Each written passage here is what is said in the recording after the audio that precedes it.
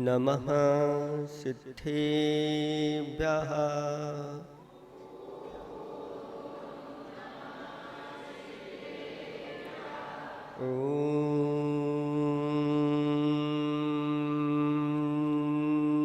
नमः सिद्धेभ्यः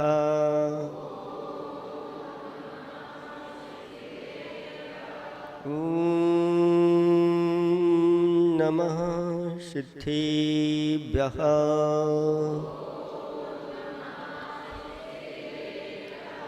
निर्मल जल सामान्य जिनका चंदन से है देव बचन अक्षत सम अक्षत है श्रद्धा सुमनो सा सुंदर है तन नैवेद्य चरित्र जान है दीपक बस विधि करते धूप दहन धान सुफल है अर्घ समाधि मुनिवर तुमको नित्य नमन अनर्घ पद को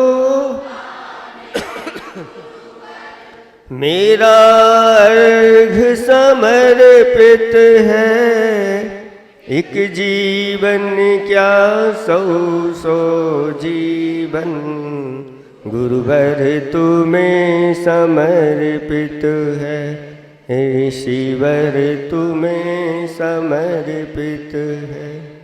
देवादिदेव 1008 कैवल्य कमलापति आदि ब्रह्मा आदिनाथ भगवान की देवादिदेव 1008 घाटोल के मूल श्री वासुपूज भगवान की देवादिदेव 1008 श्री शांतिनाथ भगवान की देवादिदेव 1008 चैतन्य चमत्कारी चिंतामणि पार्श्वनाथ देवादिदेव 1008 वर्तमान शास्त्रनायक महावीर भगवान की परम उपकारी परम पूजिक स्वाट आचार्य पेवर गुरुवर श्री विद्यासागर जी महामुराज की परम पूजिक स्वाट नवाचार्य श्री समय सागर जी महामुराज की 3 करोड़ करोड़ मुनिराजों की सभी अपने दोनों हाथों को उठाएंगे। जय बोलो परम पूज्य मुनि श्री 108 विमल सागर जी महाराज की समस्त मुनि संघ की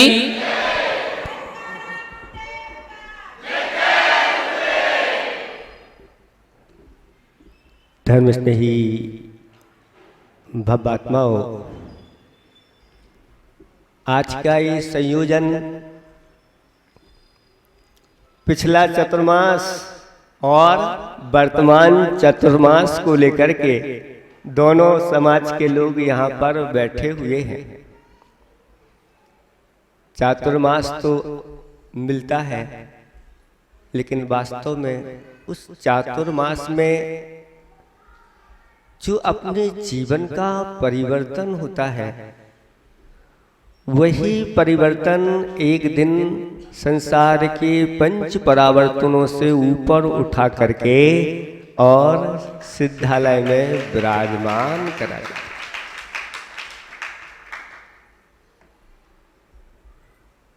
क्योंकि जो साधुओं का सानिध्य होता है वो कोई मनोरंजन के लिए नहीं होता,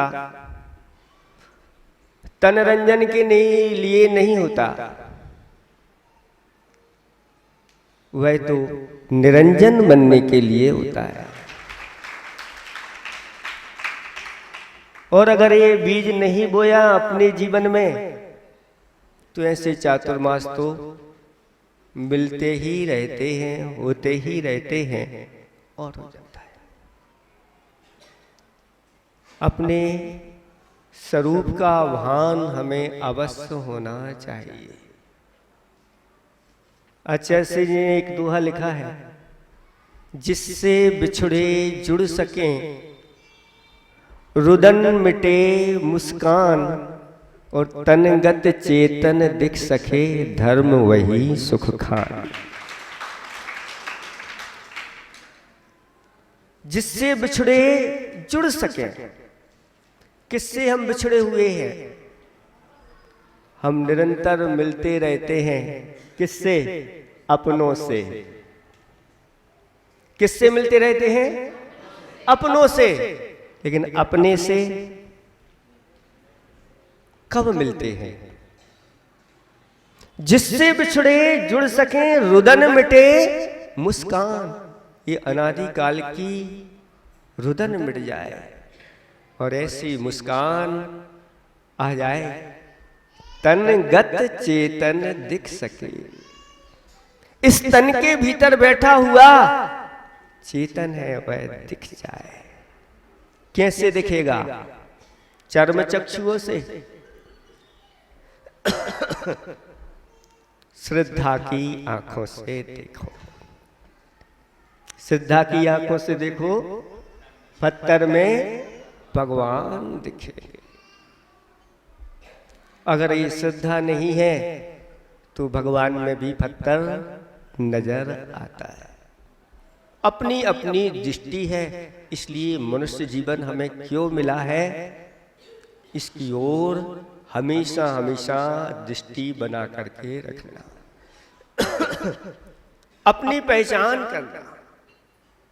को हम की दृग गुणा कुत्याह किम प्राप्या किम निमित्त कहा इत्तु हम प्रत्यहम नोचे तस्थाने ही मतिर भवेत। प्रतिदिन इस प्रकार का चिंतन करो। को हम, मैं कौन हूं? कोई कहता है मैं चौधरी हूं, कोई कहता है मैं सिंगई हूं, कोई लालावत है, कोई धीरावत है, कोई अनेक प्रकार के, कोई मुगाड़ियां है, जेठावत, अनेक प्रकार के, कोई शराफ है, कोई सिंगई है, कोई नायक है। बस यही पहचान हमने अपनी मुख बना करके रखी है। नरकों में जाता है मैं नारकी हूं, तिरंचों में जाता है मैं तिरंच हूं, मनुष्यों में जाता है मैं मनुष्य हूं, और मनुष्यों में फिर अनेक प्रकार की जातियां और ऊपर से टाइटल, जाति के साथ साथ फिर भी नाम के साथ भी बढ़ते चले जाते हैं। गोरे लाल काला उर्फ पीलू, ऐसे ऐसे नाम जोड़ते चले जाते। हम अपने आप से बहुत दूर होते चले जाते। मैं कौन हूं? मेरे कौन से गुण हैं? मैं कहां से आया हूं?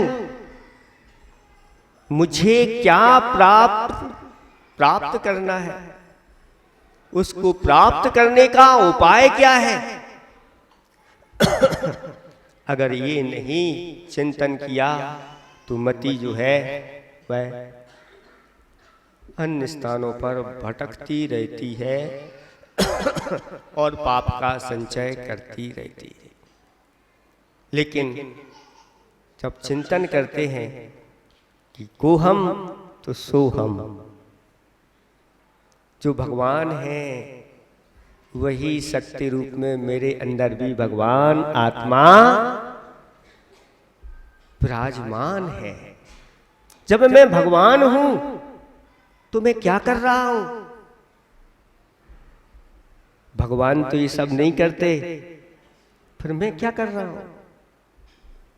अगर भगवान बनना है तो भगवान जैसी क्रियाओं को करने के लिए तैयार हो जाओ। और अगर वो नहीं कर पा रहे हो तो कोई बात नहीं, तुम में भगवान बनने की अगर शक्ति अभी नहीं है, मुनिराज बनने की शक्ति नहीं है, कोई बात नहीं, उनकी भक्ति पूजा आराधना कर दो, ये भी वर्तमान में कम नहीं। क्योंकि जैसा बनना है उनकी भक्ति पूजा आराधना करने से भी वैसे आगे जाकर के बन जाते हैं। को हम सो कीदृक गुणा,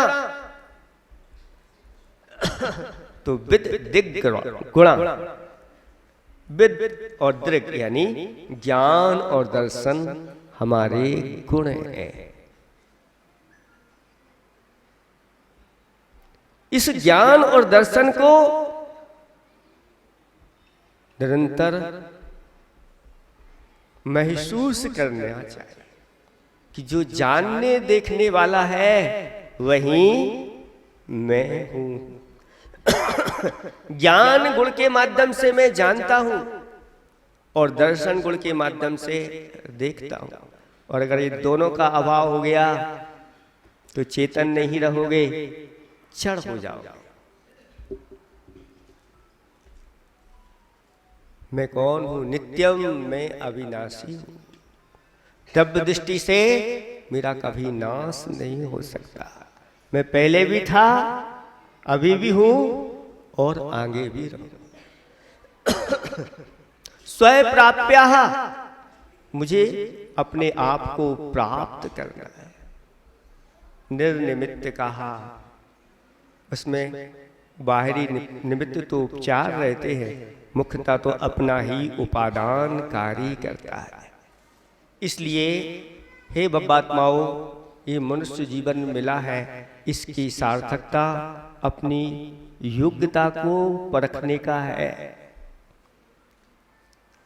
और अगर अपनी अयोग्यता आपने परख ली, योग्यता तभी परखी जाती है जब आप परीक्षा देते हैं। और परीक्षा नहीं दोगे तो अपनी योग्यता वहीं पर दबी रहती है। पिछली बार घाटोल वालों ने कितने 70 लोगों ने उपवास किए, 10 उपवास आ गए आगे और उन्होंने अपनी परीक्षा कर ली। तो इस बार खिमलासे वालों ने भी अपनी योग्यता परखने के लिए आगे आए और महाराज अभी तक मैंने नहीं किए थे, आज पहली बार किए। ये सब अंदर अनंत शक्तियां हमारे अंदर विद्यमान हैं। इन शक्तियों को उद्घाटन करोगे पुरुषार्थ के माध्यम से तो ये आपको प्राप्त हो जाए। एक सेठ जी के 4 पुत्र थे। उनकी 4 पुत्र बधुआ थी। सेठ जी की सेठानी का देहावसान हो गया। सेठ जी विचार करते हैं कि अब ये 4 पुत्र बधुआ हैं, इनको किसको क्या कार्य सौंपा जाए, किसको क्या कौन सी जिम्मेदारी दी जाए।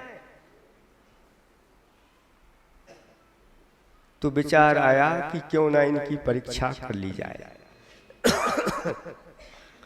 और चारों को बुला करके एक एक मुट्ठी धान दे दिया। क्या दिया? धान। बड़ी को बुला करके एक मुट्ठी धान दिया, तो मझली को और संजली को और हल्की को, सबको एक एक। ये जानते हैं बड्डी ये बुंदे खेल में चलता है, मझली, संजली, गंजली, हल्की, अनेक प्रकार की। तो चारों को एक एक मुट्ठी दिया। बड़ी विचार करती है कि पिताजी सटिया गए, ये क्या, एक मुट्ठी धान दिया है और कहा है कि इसको लो, सुरक्षित रखना, समय पर मैं ले लूंगा। बड़ी ने सोचा कि एक मुट्ठी धान है तो हम कभी भी दे देंगे। उस मुट्ठी धान के लिए यूं फेंक दिया। दूसरे नंबर की थी, उसने दिया, सोचा पिताजी ने दिया है, पिताजी का प्रसाद है, इसलिए इसके छिलके उतार करके इसको प्रसाद बना करके खा लो। उसने खा लिया। तीसरी को दिया तो वह कहती है पिताजी की धरोहर है, इसको तो अच्छी तरह से डिब्बे में रख करके और तिजोरी में सुरक्षित रखना है, जब ये मांगेगी तो दे दे। चौथी छोटी बहू थी। वह विचार करती है पिताजी ने ये मुट्ठी भर धान दिए हैं, ऐसे नहीं, ये हमारी परीक्षा हो रही है और हमें अब इसका क्या करना है। पिताजी ने कहा है समय पा करके मैं मांगूंगा। उसने वह मुट्ठी भर धान बो दिए और उससे बहुत सारा धान निकला। अगले साल फिर बोए, फिर बहुत सारा निकला। ऐसे करते हुए 5 साल हो गए। 5 साल बाद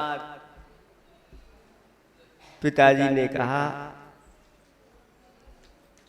कि वह जो धान आप लोगों के लिए दिया था वो अब मुझे वापस चाहिए।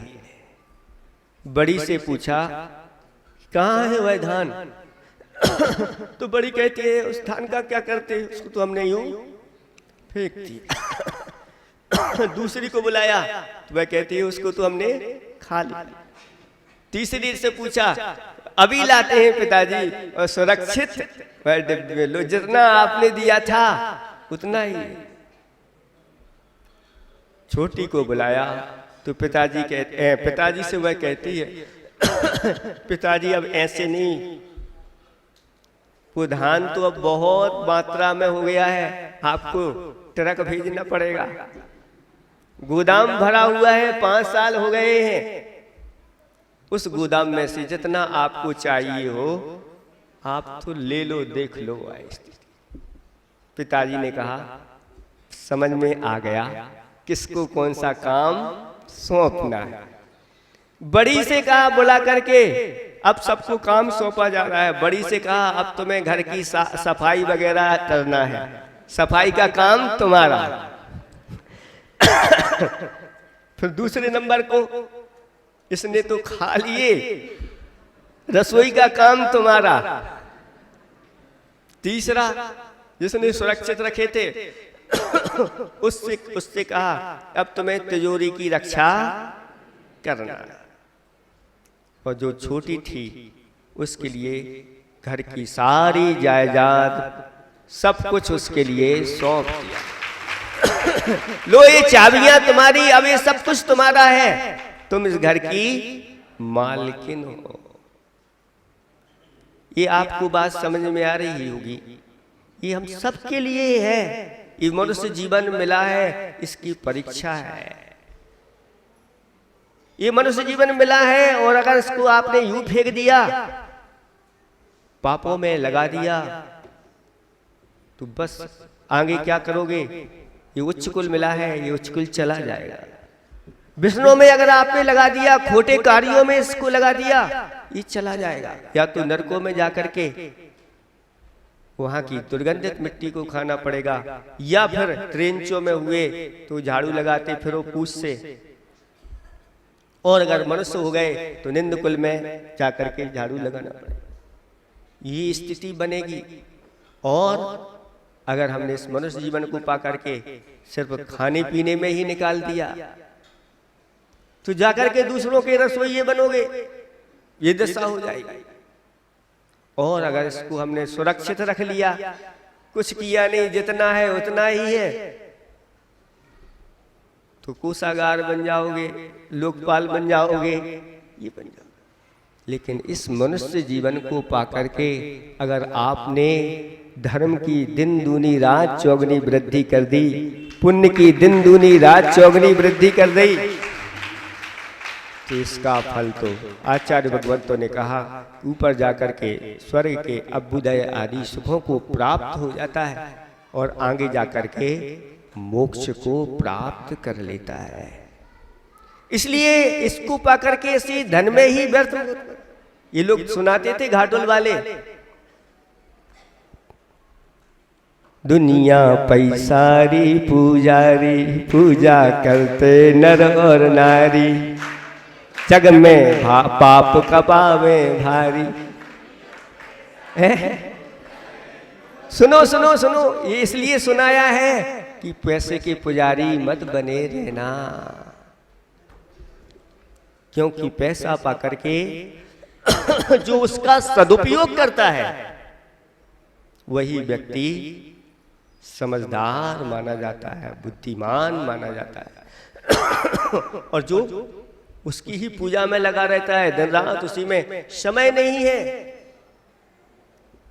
अधिकतर देखा है घाटोल वाले, जब हम लोग वहां थे तो यात्रा के लिए निकल पड़ते हैं, चलो यहाँ चलना है, वहाँ चलना, अच्छी अच्छी यात्राओं के लिए, मुनिराजों की यात्राओं के लिए, उनके लिए क्योंकि पैसों तीरथ खूब करावे, नहीं तो गलियां गो तो खावे। पैसा है तो उससे तीर्थ करो, दान करो, मंदिर बनवाओ, जिनालय अच्छे अच्छे उत्तुंग जिनालय बनवाओ, मूर्तियां भगवान की विराजमान करो, जितने अच्छे अच्छे कार्य, क्योंकि इसके माध्यम से निरंतर हमारे लिए पुण्य का संचय होता चला जाता है। ये इंद्रियां मिली हैं तो इन इंद्रियों का भी अच्छी तरह से सदुपयोग करो। इनको अगर खोटे कार्यों में लगा दिया तो फिर इंद्रियां मिलना मुश्किल हो जाती हैं। जा करके एक इंद्री में उत्पन्न हो जाते हैं, निगोदों में जाके उत्पन्न इसलिए इनका सदुपयोग करो। पैसे से परोपकार के कार्य। एक पिताजी के 2 लड़के थे, दोनों को धनाढ़ थे बहुत, आधा आधा बांट दिया, आधा तुम लो आधा तुम लो, और इससे धन मिला है तो क्या करना, जगह जगह जहां जहां नगर हैं, गांव हैं, वहां अपने अपने क्या बनवा लेना, निवास स्थान के। कहीं भी जाओ तो अच्छे आराम से रहो। बड़े पुत्र ने तो यही किया, एक मकान बीना में बनवा लिया, एक खुरई में, एक सागर में, एक इंदौर में, आदि। छोटे ने कहा कि ऐसा बना करके नहीं, उसने कहा कि इस धन को तो अच्छी हमें परोपकार में लगाना। वह गांव में जाता, उस धन के माध्यम से ऐसा परोपकार करता कि उसने पूरे गांव में, पूरे गांव के घरों में, घर के जितने लोग थे उनके सब दिलों में उसने स्थान बना लिया। ऐसे ही सब जगह जा जा करके और सर्वत्र उसका यश फैल गया। लेकिन उसने कहीं भी अपना घर मकान नहीं बनवाया। पिताजी ने पूछा, क्यों आप लोगों ने अपने अपने तैयार कर लिए? तो बड़ा कहता है, हाँ पिताजी चलिए, वहां भी है, वहां भी बता दी है सब जगह। छोटे से पूछा तो छोटा कहता है, हाँ पिताजी मैंने भी तैयार कर लिया। कहाँ तैयार किया? वह कहता, मैंने प्रत्येक गांव में, प्रत्येक शहर में, प्रत्येक घर में और प्रत्येक घर के व्यक्तियों के अंदर अच्छे स्थान तैयार किए। अब पिताजी बड़े के देखने के लिए जाते हैं तो बड़ा ने जो बनवाया था महल, तो वहां महल तो बना हुआ है लेकिन कोई पूछने वाला नहीं, दिखा दिया। अब छोटे से पूछा कि तुम चलो, तुमने कहाँ कहाँ बनवाया? वो जिस गांव में गया, सुना लोगों ने कि वो आ रहे हैं फलाने चंद, पूरा का पूरा गांव स्वागत करने के लिए आ गया।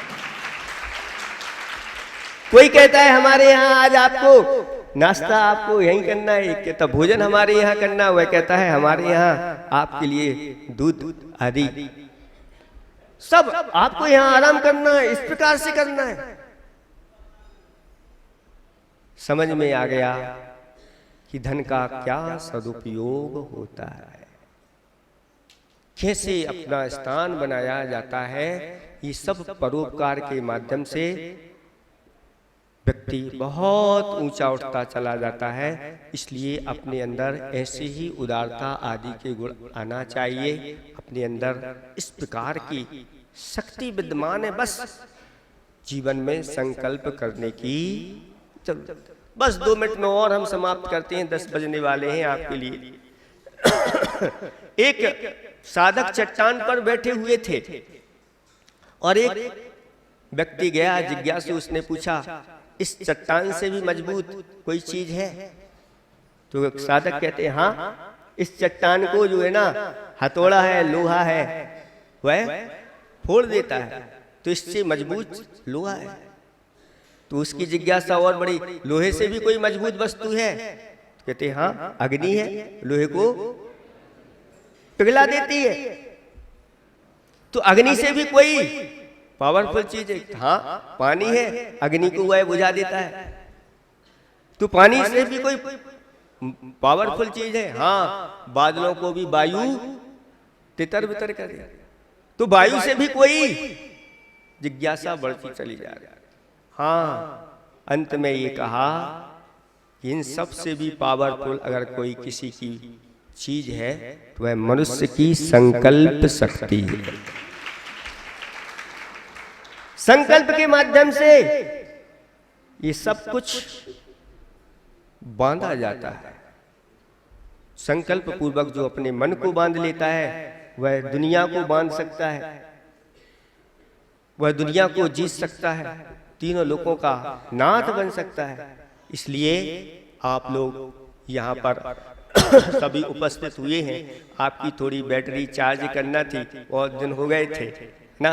ये बैटरी चार्ज करके अच्छी तरह से जाना। और यहाँ से कहाँ जाना है आप लोगों को?